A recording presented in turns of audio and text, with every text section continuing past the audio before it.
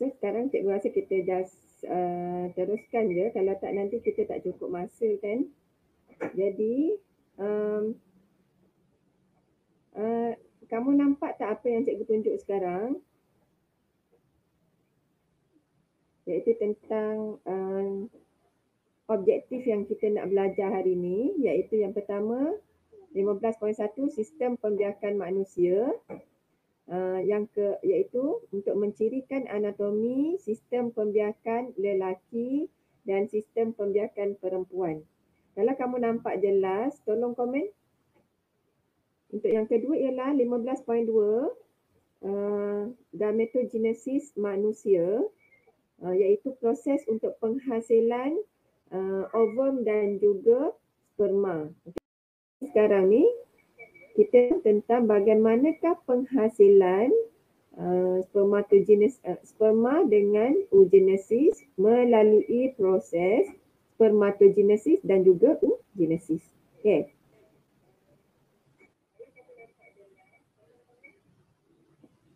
Kemudian ni, yang ni cikgu tunjuk ni ialah 15.1 iaitu sistem pembiakan manusia, pengenalan dia. Cikgu rasa memang lebih baik kalau kita gunakan buku teks dulu berbanding dengan penerangan daripada tempat lain. Apa-apa maklumat yang dalam buku teks yang kita akan gunakan dulu. Yang pertama iaitu kesinambungan sesuatu spesies adalah terjamin dengan pertambahan populasi melalui proses pembiakan seks atau aseks. Tapi kalau bagi manusia, pembiakan kita ialah secara pembiakan seksual. Okay. Pembiakan seks melibatkan penghasilan gamet jantan dan juga gamet betina oleh individu. Iaitu kalau perempuan apabila dia mengalami haid, dan kalau lelaki apabila dia sudah mengalami boleh menghasilkan air mani. Okay. Itu dia mencapai kematangan seks. Proses ini dilengkapkan oleh proses persenyawaan kedua-dua gamet untuk menghasilkan individu yang baharu. Okay. Apa tujuan persenyawaan? Adalah proses percantuman ataupun persenyawaan kedua-dua gamet, ovum dan juga sperma untuk menghasilkan individu yang baharu. Okay.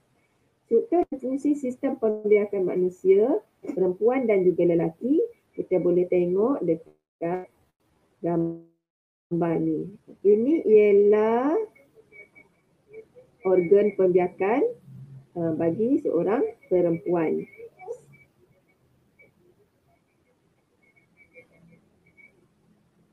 So kat sini kamu boleh rujuk buku teks muka surat 286. Sama dalam buku teks kamu kalau kamu ada. So cikgu nak juga kamu buka modul kamu muka surat 213 di mana di situ ada label sistem pembiakan manusia. Ya. Okey, apa yang kita boleh lihat dekat sini untuk sistem pembiakan wanita ataupun seorang perempuan, ia terdiri daripada ovari. Okey, ovari iaitu apa dia ovari? Ovari ialah organ pembiakan perempuan yang menghasilkan ovum. Okey, kat situ tempat untuk menghasilkan ovum iaitu gamet betina dan juga tempat penghasilan hormon seks bagi perempuan iaitu estrogen dengan progesteron. Okay. Ada fungsi estrogen dan juga progesteron sewaktu kehamilan ataupun dalam kitar haid.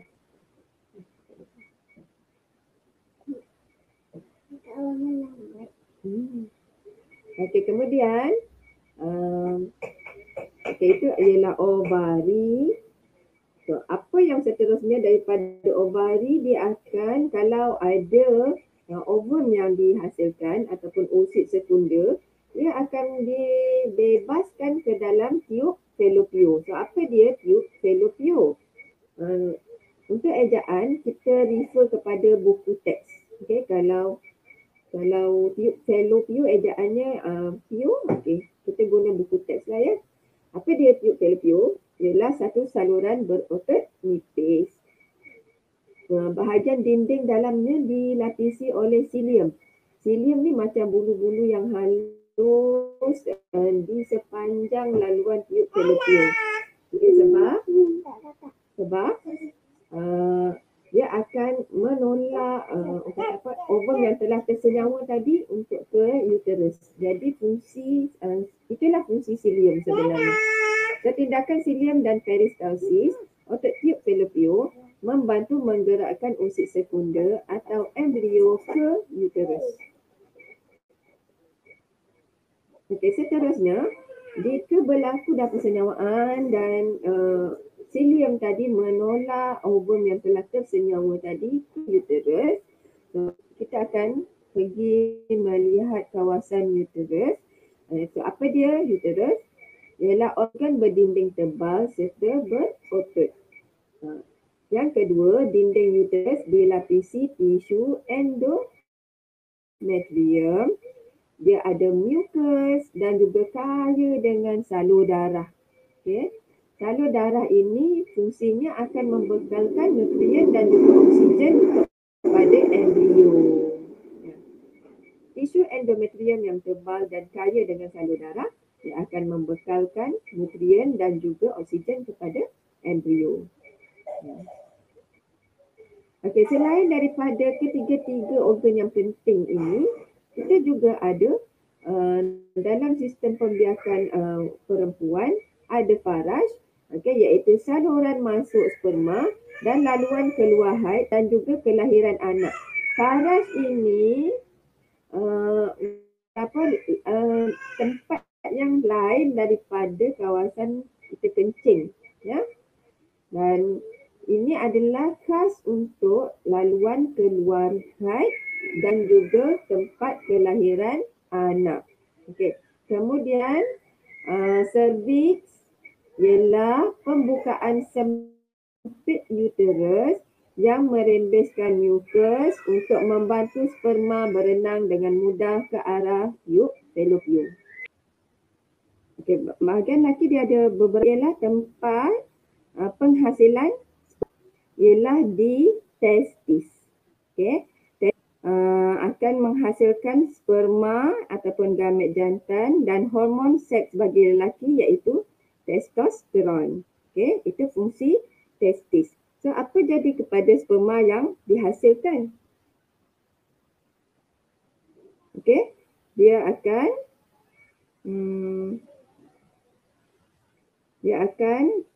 disalurkan kepada ductus sperma. Okey, ductus sperma ialah tempat sperma disalurkan. Nama lainnya ialah vas deferens. Okey, itu ialah fungsi ductus sperma.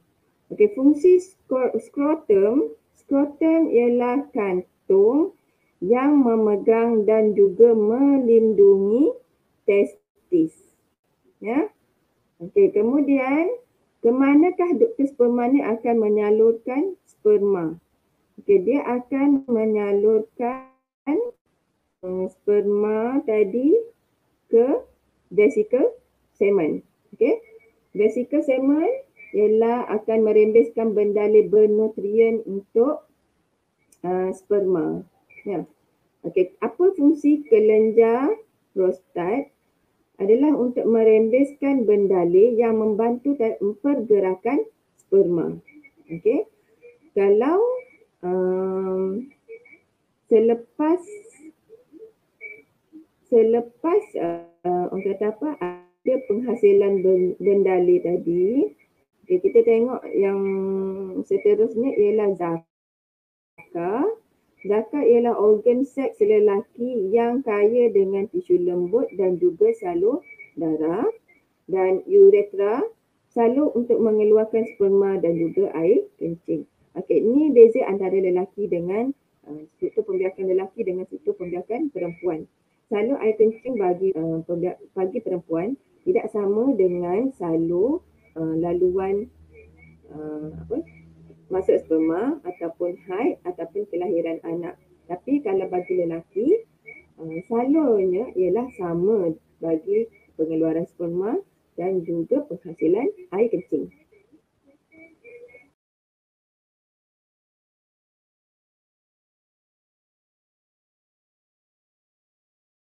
Okey, cikgu ulang balik apa dia spermatogenesis. Okey, ialah proses pembentukan sperma yang berlaku di dalam testis. Okey, tapi bila kita buat keratan dalam testis, dia ada tubule seminiferus. Ya. Setiap tubule seminiferus ini pula dia ada sel germa primordium. Okey, ada banyak nama sel. Okey. Sel ini ialah sel germa primordium yang akan menjalani pembahagian sel sehinggalah menjadi sperma. Okay, sewaktu proses pembahagian itu, dia tetap memerlukan tenaga dan juga nutrien. So, yang akan membekalkan nutrien ini ialah sel Sertoli. Okay, yang ada pada dinding tubule seminiferus untuk membekalkan nutrien sepanjang proses pembentukan sperma. Sperma akan diangkut daripada tubule seminiferus ke epididymis dan disalurkan keluar melalui ductus sperma, iaitu vas deferens. Okay, ingat tadi yang saluran ke kelenjar prostat kan. Okay, kat situ ductus sperma ataupun kita panggil sebagai vas deferens. Sewaktu proses spermatogenesis, ada hormon yang direndeskan oleh kelenjar pituitari, iaitu hormon perangsang folikel, FSH. Selalunya kita dengar perempuan je yang ada FSH. Tapi sebenarnya lelaki juga ada rendesan hormon perangsang folikel dan testosteron. Okay, testosteron cikgu dah bagi tahu tadi, dia dihasilkan di dalam testis. Okay? Tapi hormon perangsang folikel dia dihasilkan di kelenjar pituitari. Proses ini juga dibantu oleh hormon pelutinan yang akan merangsang rendesan testosteron di testis. Okey. Jadi, kita akan tengok perkembangan fasanya. Okey, iaitu ni yang cikgu kata sel derma primordium. Okey. Dia ialah diploid. Diploid maksudnya kromosom dia lengkap. Kalau manusia ada 46, maka dalam sel derma primordium ini ada 46 kromosom. Ya. Sel derma primordium ini dia akan membahagi secara mitosis untuk menghasilkan banyak spermatogonium yang diploid. Okey. Jangan ingat terus dia masuk ke meiosis. Dia mesti masuk ke mitosis dulu. Okey, untuk membentuk spermatogonium. Spermatogonium ini dia akan berkembang menjadi spermatosid primer, iaitu masih lagi diploid sebab tak ada lagi berlakunya proses meiosis. Okey, daripada spermatosid primer ini dia akan menjalani meiosis yang pertama. Okey. Spermatosid primer secara meiosis 1 untuk menghasilkan 2 spermatosid sekunder.